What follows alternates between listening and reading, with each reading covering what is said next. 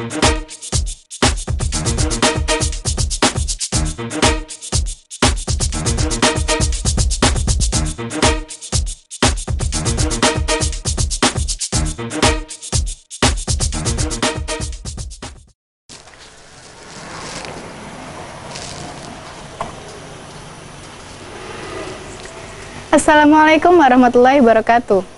Pemirsa HSTV dimanapun Anda berada, pada kesempatan program obrolan tokoh kali ini, tim HSTV akan mengajak pemirsa untuk mengenal lebih dekat tentang Kiai Haji Usman Fatan. Ya, beliau adalah salah satu tokoh ulama yang dimiliki Bangka Belitung. Tim HSTV kali ini akan mengunjungi kediaman beliau di sekitar wilayah Pangkal Pinang. Ingin tahu seperti apakah tokoh Kiai Haji Usman Fatan bersama kiprahnya? Mari saksikan terus obrolan bersama HSTV.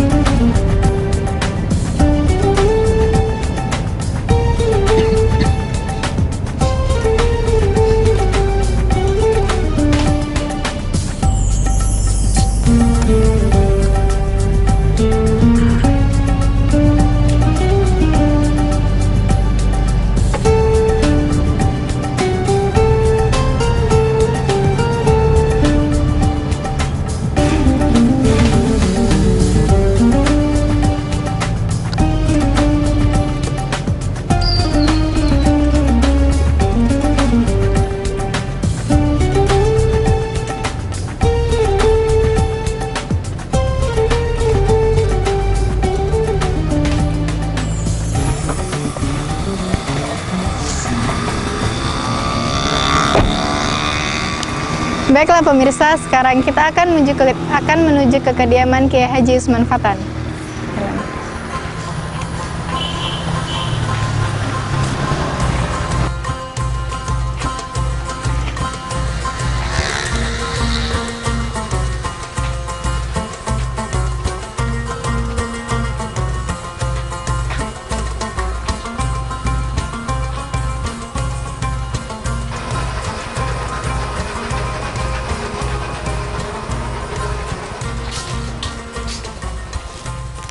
Baik pemirsa, sekarang kita sudah sampai di depan ke kediaman Kiai Haji Usman Fatan.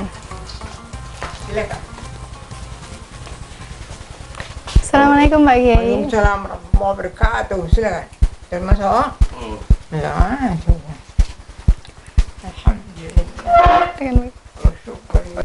Assalamualaikum Pak Kiai. Waalaikumsalam warahmatullahi wabarakatuh. Pak Kiai sekarang umurnya berapa Pak Kiai? Umur sekarang 89 tahun. 89 tahun. Ya syukur, alhamdulillah. Pak Kiai mungkin bisa diceritakan sedikit tentang sosok Pak Kiai di masa muda, waktu kecil, seperti apa? Saya kalau lahirnya di kota kecil, Bangka Barat, Jubusda. Ya alhamdulillah di situ saya lahir. Lantas tahun 51 saya bersama anak-anak saya, jadi pada waktu itu juga saya baru masuk di kantor agama. setelah masuk di kantor agama, ya teruslah saya ajak anak-anak untuk banyak belajar di sini, karena di sana ya tidak ada perkembangan sekolah-sekolah ini, tidak ada. Kalau sini alhamdulillah sampai waktu itu STM ada, SLTA biasa, sekolah umum ada. Nah, semua di sana, di sini boleh dibilang kan termasuk kalau di Bangka ini sentral lah Bangka ini. Ya termasuk ya Bangka Belitung juga tidak ada. Cuma ada saya dengar juga waktu itu Hafiz Al-Quran ada pendidikannya di Belitung, tapi tidak terkenal betul. Yang lain-lainnya banyak di sini semua. Jadi saya dan anak-anak saya bawa ke sini. Jadi teruslah anak-anak saya itu dapat belajarlah ya secara artinya ya di atas dari SD begitu. SMP sampai ke atasnya alhamdulillah ada. Dan yang tuanya anak saya umurnya sekarang dia ada di Bandung, itu bekas pekerja Pertamina di Pelaju Palembang. Jadi dia namanya Ali.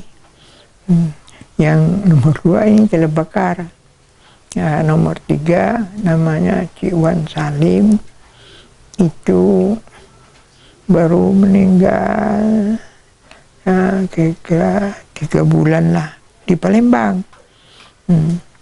Kalau yang perempuan juga satunya di bawah Ciwan Salim itu almarhum, ada guru SD pegawai negeri dia. Di bawah dia itu alhamdulillah dia perempuan juga, bawah itu dia sekarang ngajar di UBB. Dia dosen kecil lah, sebab dia dapat gelar pertama itu mengikuti kakaknya yang tadi masih di Pertamina Palembang, Ali jadi dia di situ dapat gelar sarjana pertasnya 1, lantas melanjutkan pelajarannya ke SMP ke perguruan tinggi itu di Bogor. Dia tadi alhamdulillah perempuan Bogor sekarang ini, ya kebetulan dia perempuan, tidak bisa lagi melanjutkan karena ya repot lah, dia sudah punya anak 1. Sekarang dia ngajar ya sebagai dosen kecil di UBB. Sebab dia ini ekonomi manajemen, tidak salah, dia punya pendidikan. Jadi yang nyekolahkannya itu ya waktu itu dari pemerintah sebagai ya pelajar disekolahkan di Bogor. Itulah dia, jadi sekarang dia bisa ngajar sebagai dosen kecil lah di UBB. Mau meneruskan karena dia perempuan, sudah punya anak juga, anak bunda ada banyak, 1 anak dia. Jadi syukur alhamdulillah. Terjadinya begitu, ya Allah punya kuasa. Suaminya yang sekarang ini Zamrul Hidayat namanya, waktu itu suami dia di Palembang sampai sekolah tadi, yang suaminya ini di Surabaya, sebetulnya orang sini dia, tapi ya begitulah artinya perjalanan hidup dia, hidup yang mantu saya tadi di Surabaya. Di saudara-saudara banyak yang tadi itu, jadi ya jadi kirim surat. Nah, saya bertemu dengan saya punya besan itu, sama-sama saya pun waktu itu diundang di cucu dari besan saya itu, ya ada kandurinya di pintu air. Jadi saya terus ngomong-ngomong gitu. Saya bilang, berapa anak? Saya bilang, saya ada yang laki-laki. Saya bilang, ada. Saya terus terang, sebab ini kelihatannya si Hida ini, anak saya yang terakhir itu, sekarang mengajar di UBB itu. Dulunya dia itu ya karena masih terus ngejar karir, cuma kebetulan dia tidak bisa juga melanjutkannya karena dia artinya perempuan. Nah, jadi kembali itu, jadi yang saya pulang ke rumah nanya dengan besan saya tadi, saya bilang, bagaimana ada anak, ada satu, dia bilang, tapi sekarang ini dia di Surabaya, kata yang sekarang lah besan. Nah, waktu itu belum, dia bilang di Surabaya. Saya bilang, apa soal itu? Tidak tahu lah, dia bilang, ya rupanya begitu ketentuan Allah, sendiri dia ke sana sambil bekerja, sambil apa dari sana. Alhamdulillah, sambil juga mungkin meneruskan pendidikannya sedikit sambil kerja tadi. Jadi sudah saya ngomong-ngomong dengan yang calon besan, sekarang sudah besan. Saya bilang, gimana ya, saya punya anak ini ada di Palembang waktu itu. Dan dia sudah pulang selesai dari Bogor tadi, disekolahkan oleh pemerintah. Jadi sekarang di Palembang. Jadi banyak kalau jodoh, Masya Allah. Jadi saya ngomong dengan keluarga saya, bahwa ada, saya bilang, Bapak namanya Zamrul Hidayat, tapi sekarang ini ada di Surabaya. Nah, bagaimana pendapat dari anak-anak saya semuanya? Oh, dia bilang kalau memang ada jodohnya, syukur sekali. Kan dia yang waktu itu calon dari mantu, sekarang sudah mantu saya, dan dia orang baik juga. Jadi terus saya kasih tahu dengan anak saya yang di Bandung sekarang ini, dia ada sedang di Palembang, yang anak saya itu nama Hidayati, dan dari Palembang. Ini bagaimana, kata saya, ya mama hati supaya dia dapat pulang, dapat bertemu, bagaimana.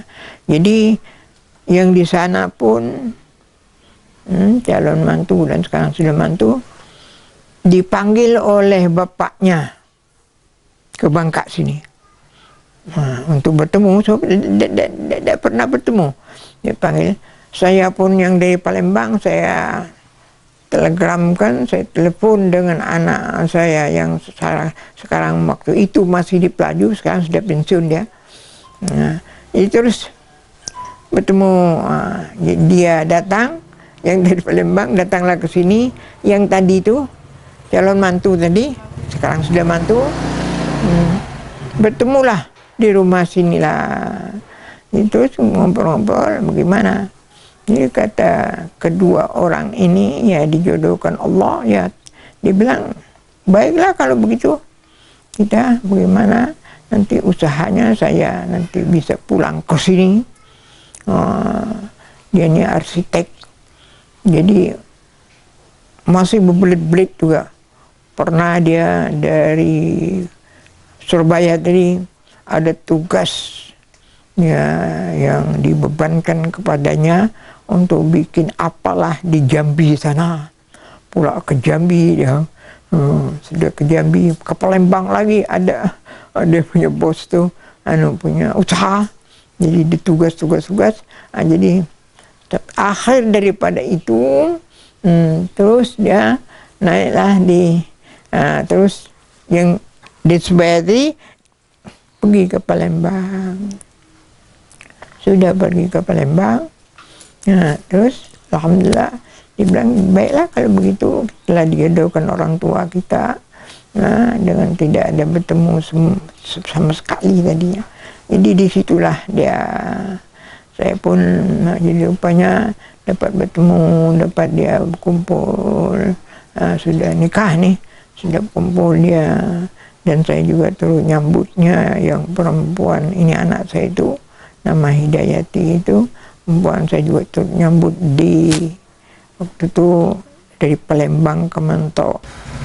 Masyarakat ini mengenal Kiai Haji Usman Fatan ini sebagai tokoh ulama di Bangka Belitung. Ya. Iya, betul. Sebenarnya apa latar belakang ini Kiai Haji Usman Fatan ini sehingga dapat menjadi tokoh di Bangka Ya, Belitung? saya tahulah, boleh dibilangkan mulainya tadi saya sebelum ketua MUI Bangka Belitung itu saya ketua MUI Pangkal Pinang. Pangkal Pinang. Ya, waktu itu kita masih berinduk ke Palembang. Ya, Palembang. Provinsi kita belum ada. Jadi terus saya di Pangkal Pinang. Jadi waktu juga pemilihan ya MUI kita lah provinsi ya ditunjuk lagi oleh masyarakat ya, punya kepercayaan. Saya pun umur begitu belum semacam ini 89 ini belum, arti masih lah sekitar 50 lah begitu. Nah, terus saya sudah orang angkat begitu ya, saya terimalah, alhamdulillah. Kondisi badan fisik pun bisa, artinya masih bisa melayani tugas-tugas yang dipercayakan oleh masyarakat itu, alhamdulillah.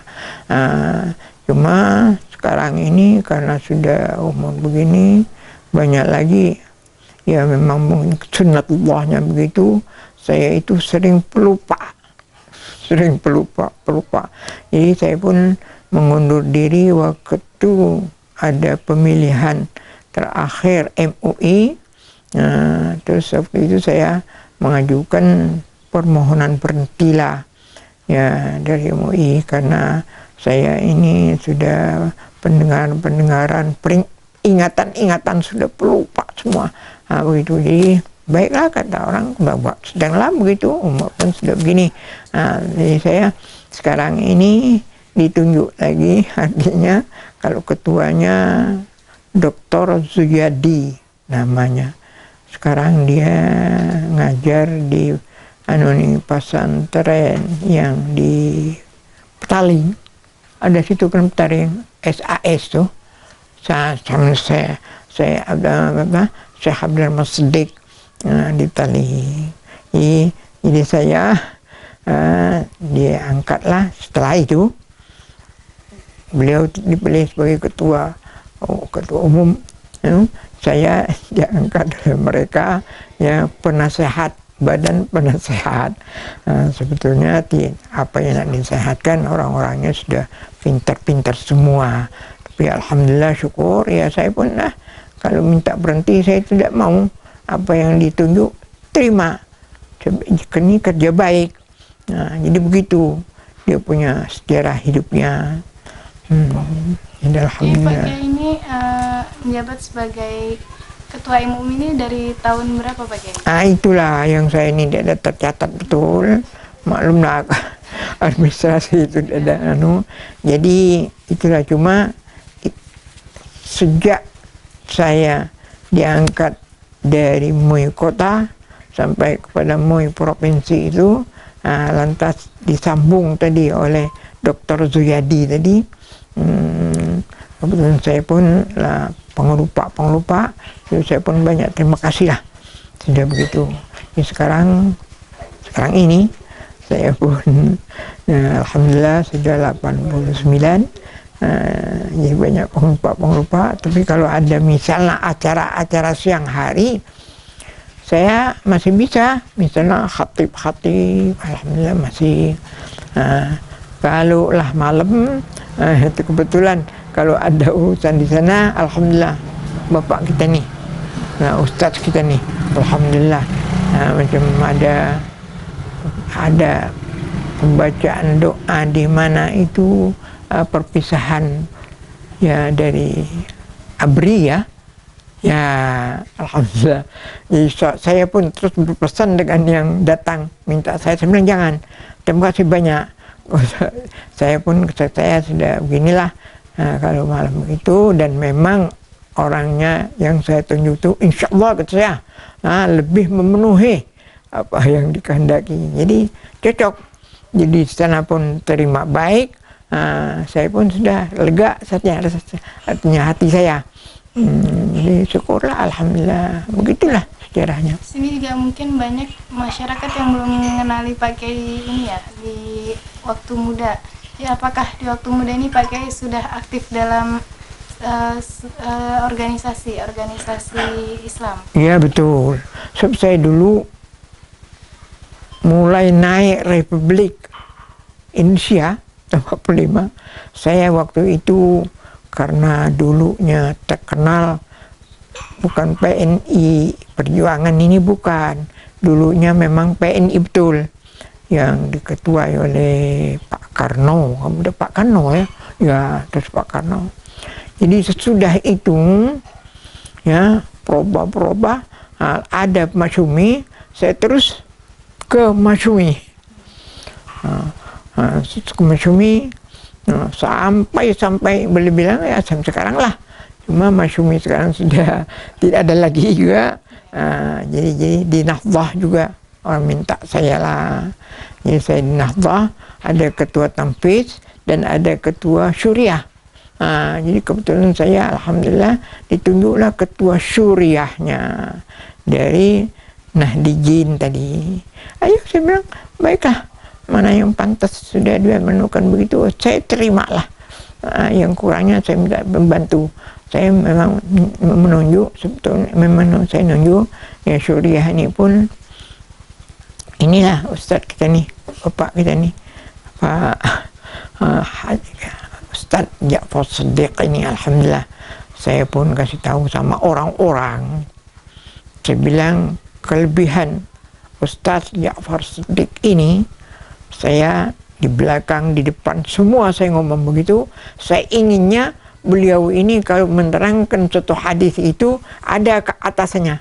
Haddatsana si fulan, haddatsana si fulan, haddatsana si fulan. Jadi saya bilang kalau di Bangka ini kiai-kiai belum ada cara begitu. Jadi saya pikir itu bagi saya merasakan alhamdulillah. Lalulah ya mantaplah beliau sebagai ketua pondok di Hidayatus Salikin, dan saya pun boleh bilang kan ya baik di mana-mana beliau pun diundang di mana, memang pantas, wajar, memang begitulah maunya. Memang adalah suara-suara ngapa pula dia nak banyak pula, itu urusan dia, saya bilang syukur dia dapat panggilan begitu di Jawa, di mana macam perusahaan batik di Jawa itu saya dengar di Bandung itu sekian ribu ya itu anggota tuh manggil beliau. Nah, belum lagi di Jawa yang di lain, misalnya di Brebesnya apalagi. Jadi alhamdulillah, syukur kepada Allah saya dapat begitu. Saya bilang inilah kelebihannya. Ya, saya merasakan, boleh dibilangkan di Bangka sekarang ada yang model begini, kita terima baik. Di dalam keluarga, pendidikan seperti apa yang Pak Kiai terapkan kepada anak-anak Pak Kiai? Ya, pendidikan kalau Bakar ini dulunya musim-musim timah ini masih jayanya, dan saya pun sudah kenal lah dengan sekretarisnya Abdullah Hussein, dia orang Aceh asalnya. Ini Bakar nih sebetulnya dia mau disekolahkan oleh timah tadi ya, tapi dia model penakut lah, saya bilang kan. Kalau si Ali sana memang dia sendiri bersemangat untuk artinya sekolah-sekolah nih sampai dia insinyur dan dia dapat diterima di perusahaan minyak belum. Alhamdulillah, pernah dia ke Jepang, pernah dia ke London sana. Jadi oleh Pertamina ini waktu dia pergi haji ini, saya tanya apa uang negara kasih uang itu untuk pergi haji? Dibilang tidak, itu biarlah kepada misalnya icak-icak bawahannya saja. Jadi dia memang kelebihan rupanya yang dia dikirim ke London, dikirim ke Jepang itu di sana misalnya uang yang diberi oleh Pertamina itu dia dia kerutkan. Dia ya artinya yang mestinya dia masuk hotel yang besar yang ya Pertamina kirim, Dia ambil hotel-hotel yang biasa-biasa, jadi lebih daripada itu. Jadi dia bilang, ongkos saya pergi haji 2 suami istri ini, uang yang itulah, dia bilang, kelebihan uang itu. Jadi saya bilang, syukurlah kalau begitu, sudah bagus sekali. Kedua, mengenai pesantren kita ini, Riyadhus Shalikin, saya sering sekali sebut, apalagi sekarang sudah ada yang buka di dalam tuh Ustaz ya, yang dari sini kiri ya, alhamdulillah. Jadi saya bilang kepada semua orang yang ada di Pangkal Pinang, ibu kota provinsi, saya bilang alangkah malunya kalau seandainya pesantren Hidayatus Shalikin itu mundur, ya, tidak maju, dan lain-lainnya, dan tidak majulah jelasnya. Orang yang hau-hau, yang gue bilang kan suka ke pantai itu, wah, Islam ini cak nak maju pula. Inilah bukti ya. Hidayatus Shalikin ini artinya ambruk misalnya. Alangkah malunya, semua malu. Jadi alhamdulillah sudah begitu, rupanya memang cocok tidak. Ya, bertambah maju, apalagi masjid sekarang ini sudah direhab, ya. Syukur alhamdulillah. Sudah saya dengarkan sudah penuh betul. Itu kan berapa kemajuannya. Jadi nomor satu artinya dari masuk jalan Pasir Padi, Jumatnya satu itu tidak bisa ditembaran diri, tidak bisa, karena semuanya sudah kumpul jadi filternya di situ. Jadi alhamdulillah. Jadi di situ kata saya, alangkah malunya umat Islam ya kalau seandainya ya pesantren kita di situ tidak maju-majunya macam dulu. Dulu pernah saya dengar sebelum Pak Ja'far Sindi Ustaz kita ini, ya, Fadilatul Ustaz ini artinya megang itu, gurunya datang, orang lapor kan.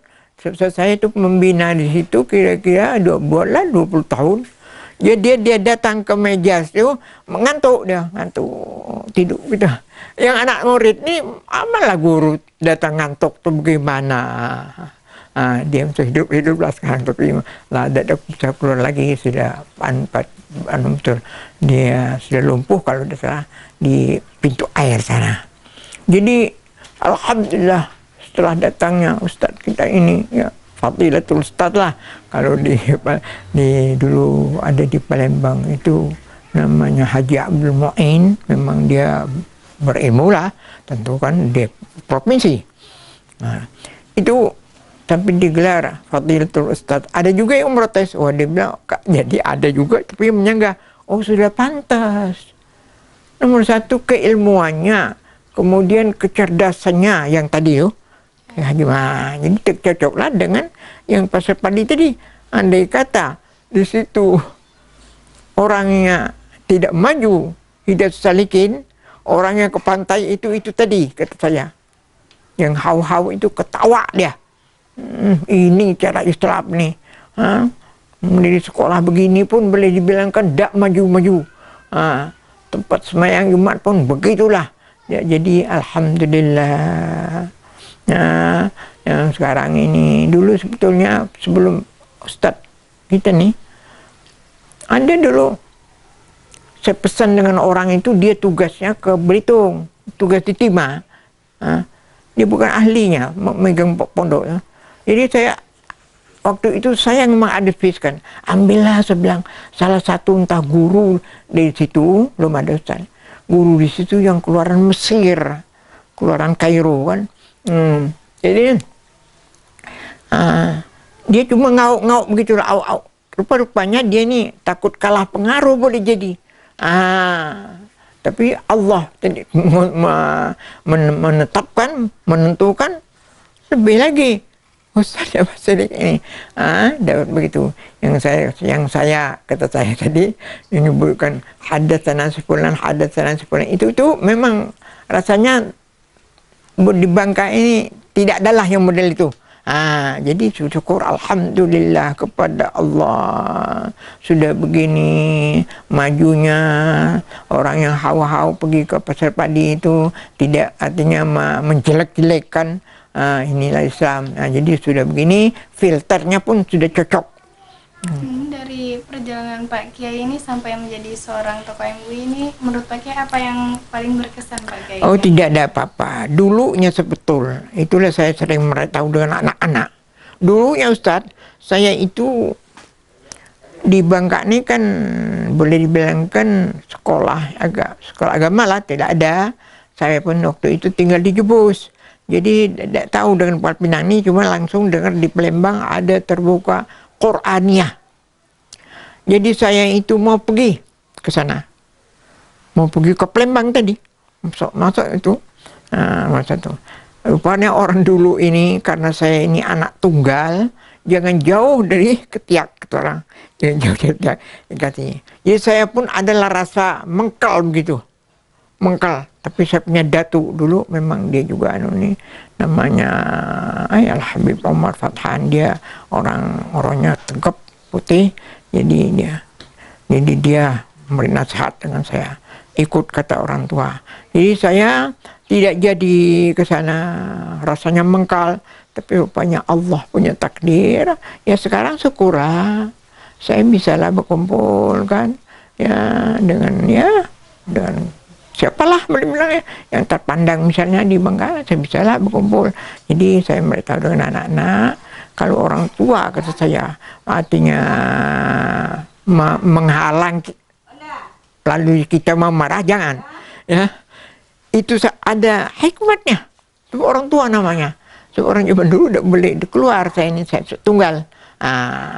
Jadi alhamdulillah saya pun teman-teman macam bisa jadi pembina Hidayatus Salikin, yang mana-mana lain-lainnya adalah syukur-syukur.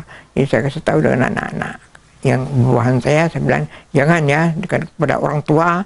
Dia punya mulut itu kata orang macam Quran buruk, dibaca tidak bisa, dilangkah tidak bisa. Itu ya, syukur alhamdulillah. Terima kasih banyak sudah datang begini, syukur kepada Allah ya. Sudah bagus ini alhamdulillah.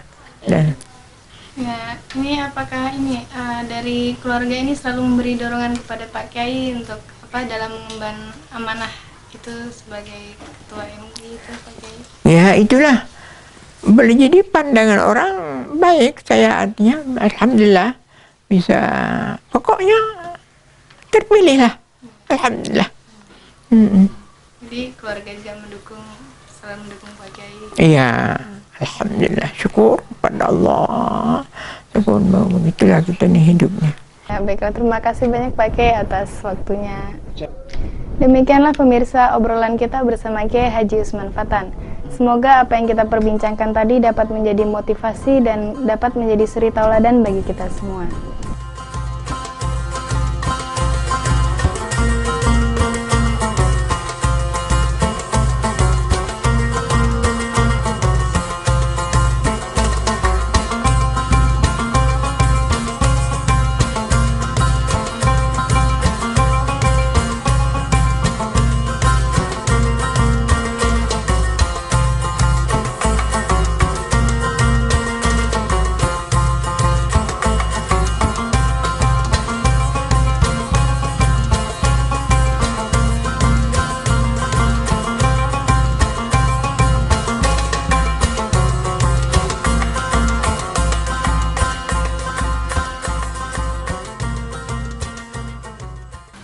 Ya, kalau Bapak nih biasa-biasa sajalah. Cuma beliau nih selalu mengedepankan tentang pelajaran agama begitu. Mengutamakan sholat ya sebagai pegangan kita dan sebagai tuntunan lah. Ya. Dan Bapak juga selalu mengingatkan supaya jangan berbuat yang bukan-bukan terhadap di mata masyarakat, ya, selalu berbuat baik. Ya. Kalau kita lihat di mata masyarakat, beliau selalu menepati janji-janji yang telah dibuat. Seandainya ada perjanjian, beliau selalu istilah tidak melengahkan. Beliau selalu mengingatkan kepada anak-anak jaga kesehatan juga. Tentang kesehatan beliau juga selalu beliau jaga. Atau di usia yang sudah sepuh masih tetap aktif gitu. Beliau ialah makan juga selalu dijaga, tidak sembarangan makan. Ya, dalam hal pendidikan beliau ya diutamakan lah untuk anak-anak. Setahu saya bahwa beliau Kiai Haji Usman Fatan adalah orang yang sangat tawadhu, rendah hati. Beliau juga sosok ulama yang sangat zuhud. Saya tidak melihat beliau cinta terhadap dunia, dan beliau sosok ulama yang sangat santun. Selain daripada rendah hati, beliau adalah orang yang sangat sederhana. Sangat-sangat sederhana. Walau di usianya yang sudah hampir 90 tahun, tetapi beliau masih semangat untuk menegakkan kalimat-kalimat Allah Subhanahu wa Ta'ala, menebarkan kedamaian, tidak pernah berbicara tentang hal-hal yang tidak baik. Nasihatnya selalu santun, nasihatnya selalu lembut, nasihatnya selalu kita nanti agar kita menjadi orang-orang yang cinta kepada Allah Subhanahu wa Ta'ala. Mungkin itu yang bisa saya sampaikan mengenai sosok Kiai Haji Usman Fatan, yang sebenarnya masih banyak lagi tentang sifat dan tingkah laku beliau yang sangat fenomenal, tetapi ini bagian kecil daripada akhlak beliau Kiai Haji Usman Fatan. Terima kasih.